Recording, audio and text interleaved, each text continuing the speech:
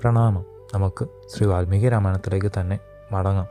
ശ്രീരാമൻ പറഞ്ഞു, കപീന്ദ്ര, നിങ്ങൾക്ക് ശത്രുത്വം ജനിക്കുവാൻ കാരണമെന്താണ്? അറിഞ്ഞാൽ കൊള്ളാം. കാരണം മനസ്സിലാക്കിയ ശേഷം ബലാബലങ്ങളെക്കുറിച്ച് അങ്ങേക്ക് ഞാൻ സുഖം വരുത്താം. അങ്ങയുടെ സങ്കടകരമായ ചരിത്രം എൻ്റെ ഹൃദയത്തിനും വിഷമം ഉണ്ടാക്കുന്നു. ഘോരവർഷം കൊണ്ട് കുത്തിയൊലിക്കുന്ന വെള്ളം പോലെ എൻ്റെ കോപം ശക്തമായി തീരുന്നു.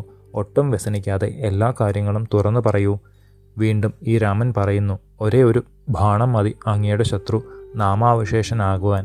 രഘുവര തിലകൻ്റെ വാക്കുകൾ കേട്ട വാനര മുഖ്യനായ സുഗ്രീവനെയും അമാത്യശ്രേഷ്ഠന്മാരെയും ഒരുപോലെ ആനന്ദ തുന്തിലർ ആക്കി.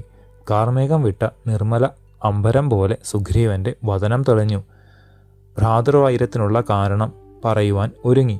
മഹാപ്രഭുവായ ശ്രീരാമചന്ദ്ര, എല്ലാം വിശദമായി പറയാം, കേട്ടാലും.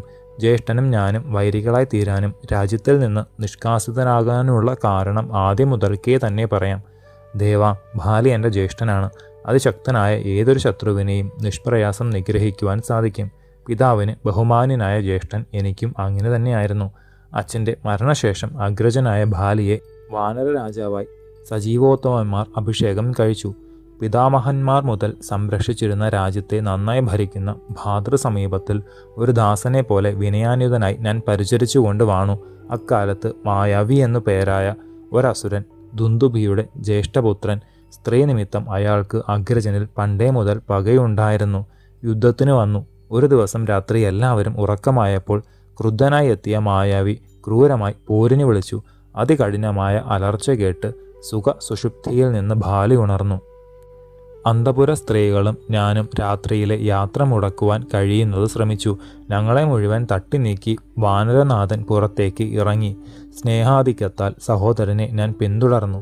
കോപാകുലനായി വരുന്ന ബാലിയെയും തുടർന്ന് എന്നെയും കണ്ടപ്പോൾ ആ ദൈത്യൻ പേടിച്ച് പിന്തിരിഞ്ഞോടി.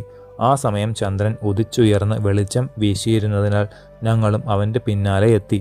പുല്ലുകൾ വളർന്ന് അതിദുർഗമമായൊരു മഹാഗുഹയിലേക്ക് പെട്ടെന്ന് അവൻ കയറി ഒളിച്ചു. ഞങ്ങൾ ആ ഗുഹാദ്വാരത്തിൽ അല്പം നിന്നു. കോപ താമ്രാക്ഷനായ ബാലി എന്നോട് പറഞ്ഞു, സുഗ്രീവ, അതിശ്രദ്ധയോടെ നീ ഇവിടെ നിൽക്കണം. ഞാൻ ഇതാ ഗുഹയിലേക്ക് ഇറങ്ങുകയാണ്. നമ്മുടെ ആ ശുദ്രനായ ശത്രുവിനെ വധിച്ചു വരാം. ഞാൻ ജ്യേഷ്ഠനെ വീണ്ടും വീണ്ടും തടുത്തു.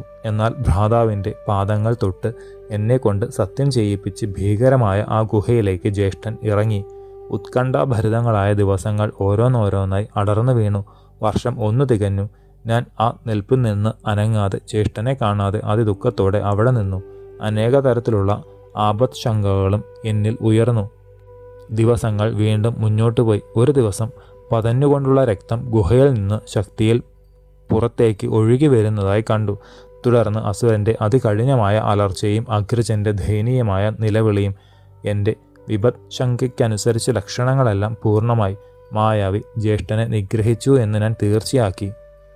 അസഹ്യമായ വ്യസനത്തോടുകൂടി കുന്നിനെ പോലെയുള്ളൊരു പാറക്കാലെടുത്ത് ബിലദ്വാരം നല്ല പോലെ അടച്ച് ഉദകക്രിയാദികൾ യഥാവിധി ചെയ്ത് ഞാൻ കിഷ്കിന്ധയിലേക്ക് വിഷമിച്ചെത്തി. പ്രഭോ, യഥാർത്ഥ സംഗതികൾ ഞാൻ മറച്ചുവെങ്കിലും മന്ത്രിമാർ ബാലിയുടെ അന്ത്യം പിന്നീടറിഞ്ഞു. ഏറ്റവും ആദരത്തോടെ എന്നെ വാനര രാജാവായി അഭിഷേകം കഴിച്ചു. യഥാന്യായം രാജ്യം സംരക്ഷിച്ചുകൊണ്ട് ഞാൻ വാണു. ദൈത്യേന്ദ്രനായ മായാവിയെ വധിച്ച ബാലി ആ സന്ദർഭത്തിൽ കിഷ്കിന്ധയിൽ വന്നു. എൻ്റെ രാജ്യഭരണമാണ് അപ്പോൾ കണ്ടത്. കോപം കൊണ്ട് ചെന്തി പാറുന്ന കണ്ണുകളോടെ എൻ്റെ മന്ത്രിമാരെ മുഴുവൻ പിടിച്ച് കാരാഗൃഹത്തിൽ അടച്ചു. ആ ഘട്ടത്തിൽ പാപകർമ്മനിരതനായ ബാലിയെ വധിക്കുവാനുള്ള കെൽപ്പ് എനിക്ക് ഉണ്ടായിരുന്നുവെങ്കിലും ഗുരുവായതിനാൽ മനസ്സ് വന്നില്ല. ശത്രുഞ്ജയനായി തിരിച്ചെത്തിയ ജ്യേഷ്ഠനെ സസ്നേഹം സവിനയം ഞാൻ കാൽ തൊട്ട് അഭിവാദ്യം ചെയ്തു. എൻ്റെ കിരീടം അദ്ദേഹത്തിൻ്റെ പാദങ്ങളിൽ സ്പർശിച്ചുകൊണ്ട് ഞാൻ ദണ്ഡനമസ്കാരം ചെയ്തിട്ടും ഒരൊറ്റ ആശിസ് പോലും ബാലി പറഞ്ഞില്ല. ഒരു ചുടുനെടുവീർപ്പു ഇട്ടുകൊണ്ട് സുഗ്രീവൻ വീണ്ടും തുടർന്നു, രാമഭദ്ര, ദ്വേഷം കൊണ്ട് അന്ധനായ അഗ്രജനെ പ്രീണിപ്പിക്കുവാൻ പ്രസാദിപ്പിക്കുവാൻ സസ്നേഹം ശ്രമിച്ചു. പ്രിയപ്പെട്ട ജ്യേഷ്ഠ, അവിടുന്ന് സസുഖം കിഷ്കിന്ധയിലേക്ക് വന്നത് ഞങ്ങളുടെ ഭാഗ്യമാണ്. ശത്രുവിനെ നിഗ്രഹിക്കുവാൻ സാധ്യമായല്ലോ. അനാഥന്മാർക്ക് സന്തോഷമേകുന്ന ജ്യേഷ്ഠനാണ് എനിക്കും നാഥനായിട്ടുള്ളത്. 100 അലകളോട് കൂടിയതും വെൺമതി മണ്ഡല തുല്യവുമായതുമായ വെൺകൊറ്റക്കുട, വെൺചാമരം എന്നിവ ഇതാ ഞാൻ സമർപ്പിക്കുന്നു. 1 വർഷം മുഴുവൻ ബിലദ്വാരത്തിൽ ഞാൻ കാത്തുനിന്നു. പതഞ്ഞു വരുന്ന ചെഞ്ചോര കണ്ട് ദുഃഖം അടക്കുവാൻ വിഷമിച്ചുകൊണ്ട് പർവ്വതത്തിൻ്റെ കൊടുമുടി എടുത്ത് അടച്ച് പിടയ്ക്കുന്ന നെഞ്ചോടുകൂടി പോന്നു. വ്യസന നിമഗ്നനായ എന്നെ പൗരന്മാരും അമാത്യന്മാരും കൂടി അഭിഷേകം ചെയ്തു. അല്പം പോലും ആഗ്രഹം രാജ്യഭരണത്തിൽ എനിക്കില്ല. യഥാർത്ഥത്തിൽ എല്ലാം കൊണ്ടും ബഹുമാന്യനായ അവിടുത്തേക്ക് അതിനുള്ള കെൽപ്പുള്ളൂ. മുന്നേ പോലെ ചക്രവർത്തിയായിരുന്ന പ്രജകളെയും എന്നെയും രക്ഷിക്കണേ. എന്നിൽ നിക്ഷിപ്തമായ രാജ്യം ഇതാ മടക്കിത്തരുന്നു. ശത്രുവിഹീനമായ കിഷ്കിന്ധ രാജ്യത്തെ അവിടുന്ന് പരിപാലിക്കണേ. അമാത്യന്മാരും പൗരമുഖ്യന്മാരും ഒന്നിച്ചു ചേർന്ന രാജ്യം അരാജമാകാതിരിക്കുവാൻ വേണ്ടി എന്നെ അഭിഷേചിച്ചതാണ്. കോപം തോന്നരുതേ. ഭ്രാതൃഭക്തിയോടെ പറയുന്ന എന്നെ വാനരേശ്വരൻ വളരെ ശകാരിച്ചു. നീ ഏറ്റവും മോശക്കാരൻ എന്നിങ്ങനെ ഉച്ചത്തിൽ വീണ്ടും വീണ്ടും പറഞ്ഞ് മന്ത്രിമാരെയും മിത്രങ്ങളെയും പൗരമുഖ്യന്മാരെയും വരുത്തി ആ സഭാമധ്യത്തിൽ വെച്ച് നിന്ദ്യമായി തുടർന്നു. ശേഷം ചരിതം നമുക്ക് അടുത്ത ഭാഗത്തിലൂടെ കാണാം. ഗുരുപാദങ്ങളിൽ സാഷ്ടാംഗ പ്രണാമത്തോടെ നമസ്കാരം.